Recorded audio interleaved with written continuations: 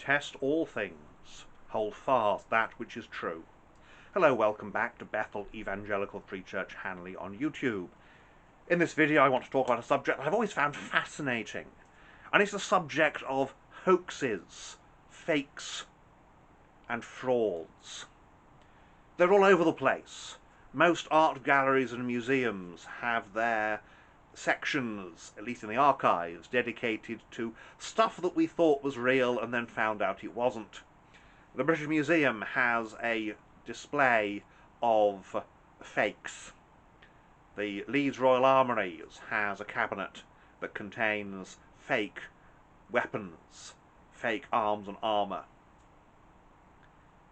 Because the reality is that there are fakes and frauds all over the place. In a previous video I talked about fake news, in another about conspiracy theories, and this really sort of is intended to top off these ones with a video on forgeries.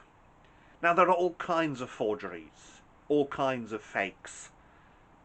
A forgery is simply something that is presented as being what it is not. And they can range all the way from reproductions that are then passed off as real. You can get someone to make a reproduction. You can find reproductions all over the place.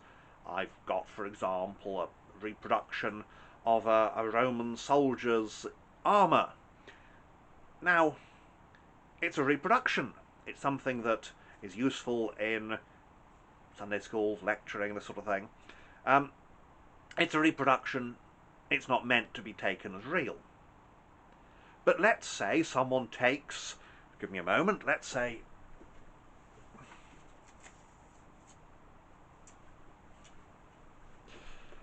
someone takes this wonderful Roman helmet, wonderful reproduction here, and decides they're going to pass it off as the real thing. So what they do is they hack it about a bit, they bury it in the ground, they get it nice and rusty so that it looks like it might be real.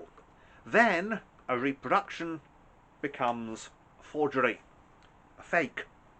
But the other kind of hoax is that which is created from the beginning as a forgery. Now, one of the best known hoaxes of all time, probably, is Piltdown Man. Piltdown Man is a creation, almost certainly, of a Sussex solicitor called Charles Dawson. Charles Dawson was a lovely man. Not. He was a solicitor who had represented the Sussex Antiquarian Society, and because of this he was able to deceive the landlord of the Society's headquarters into selling him the Society's headquarters by suggesting but not actually stating he was acting on behalf of the Society. And therefore he's able to turn up to the Society and say, right, get out, this is my house now. He was a lovely man. Dawson was a man who wanted fame and glory. He faked Roman tiles. He faked a number of things, but most famously he faked Piltdown Man, the missing link between apes and man, except it was a human skull and the jawbone of an ape, stained and altered. And Piltdown Man succeeded for the same reason that most fakes and forgeries succeed.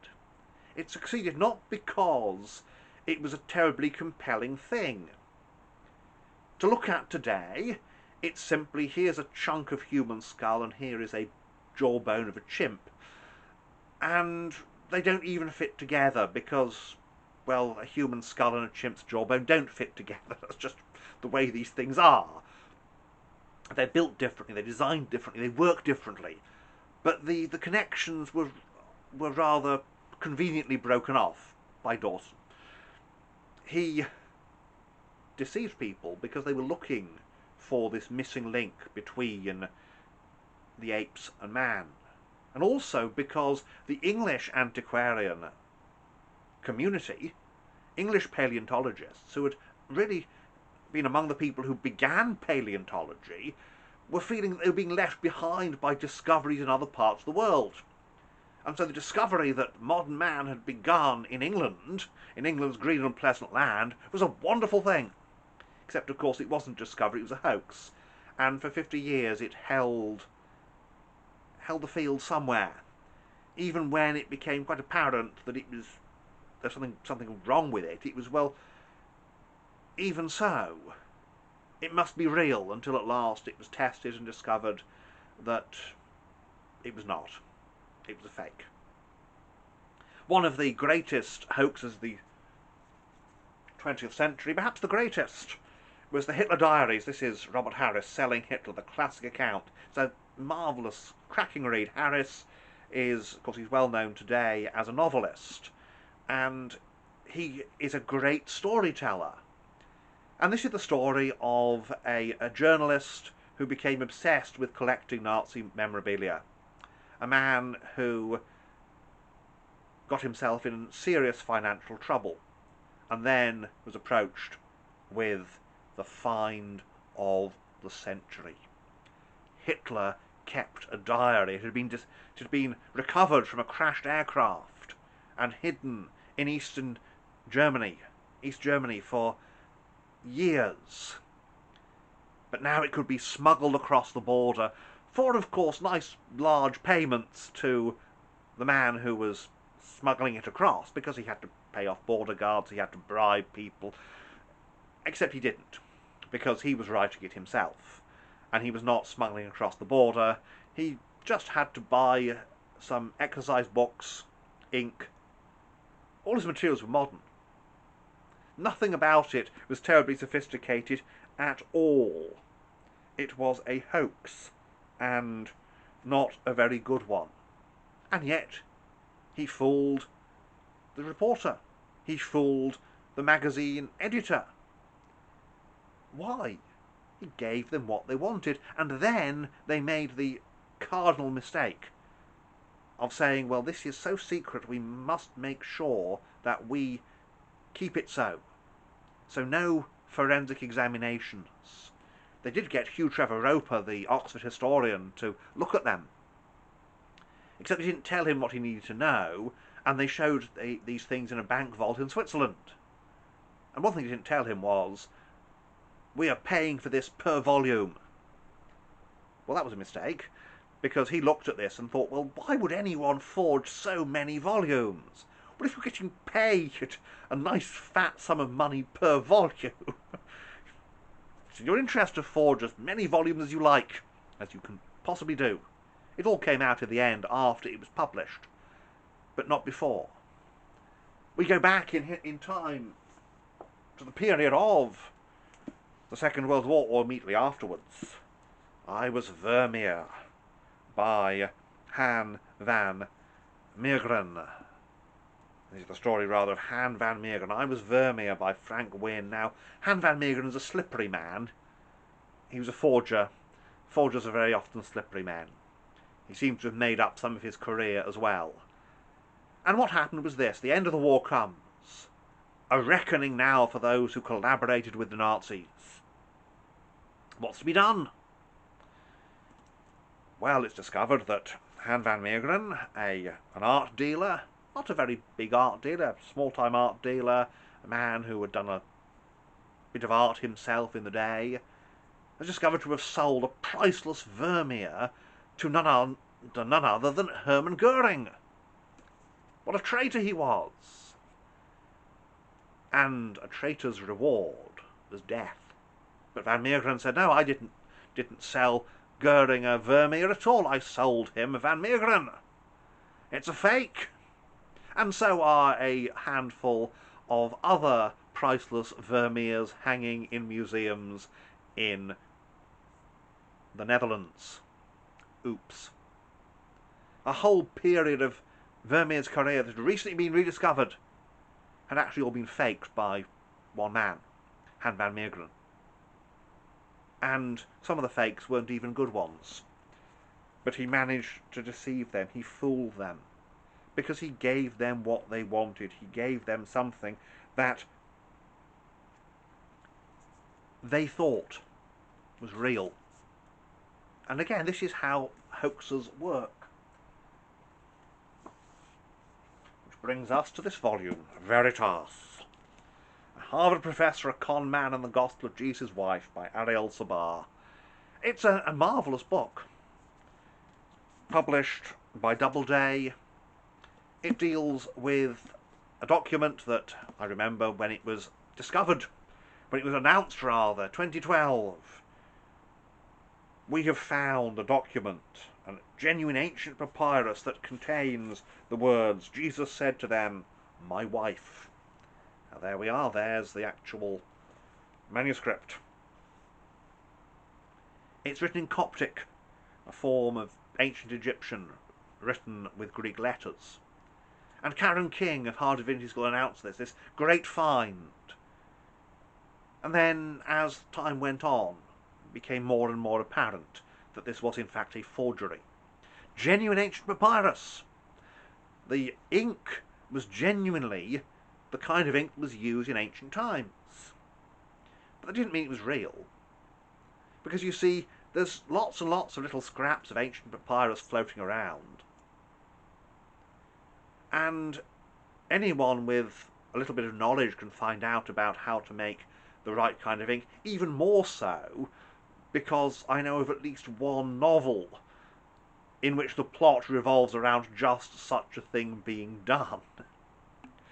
It's something that's been done in fiction. It can be done in real life. And this is what happened. A con man, and Ariel Sabar pretty much marshals evidence of who it was, but he doesn't go to the point of saying, and it was this man, in part because if he did, then there's always a problem that if it hasn't been demonstrated in law, then they can sue. But it's pretty obvious that it was a forgery. Well, in fact, we know it's a forgery.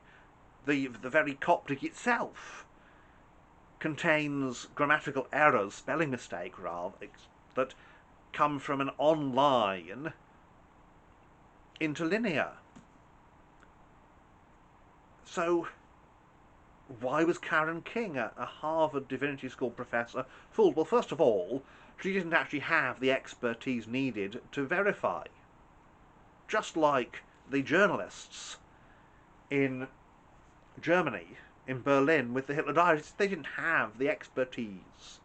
But they were too concerned about secrecy to submit the document for testing. Now, with Hitler Diaries, it was very obvious. The paper was modern, the ink was modern, the books were modern, everything was modern. With the Gospel of Jesus' wife, that's not the case. The papyrus is ancient, the ink is ancient style, but there's a problem with the writing. And someone who was skilled in papyrology, the study of ancient writing, could have discovered it, but they didn't submit it to such a person. But this is the other thing, and the thing that connects all these forgery stories, the people who were fooled want them to be true. And that's where any hoax, any fraud works like a fake news article. It works by laying hold of people's vulnerabilities, by grabbing people at what they want to believe. They wanted to believe the Hitler Diaries were real, for a variety of reasons. The journalist wanted them to be real because if they were, he could pay off his debts and also embezzle a lot of money from his employer, which he did. The Piltdown Man, they wanted Piltdown Man to be real because that would give them that missing link, first of all, but also it put Britain back on the map of paleontology as a really important location. They wanted it to be real. The Dutch art historians wanted Van Meegeren's Vermeers to be real because they gave this missing period in his life. And of course Karen King wanted the Gospel of Jesus' wife to be real because she wanted the kind of claim that you find in the Da Vinci Code that Jesus was married to Mary Magdalene to be real. She suggested it might be the case. There's no evidence for it. But the Gospel of Jesus' wife immediately says, bang, this can be real. But it's not. And this, one of the points about this book, is that as it comes to a close, it demonstrates one of the problems with postmodernism in academia. Because one of the things that postmodernism does is postmodernism really, it's not happy with this idea of true versus false, real versus fake. The narratives, if you want them to be true, well then aren't they? Well no, they're not in history.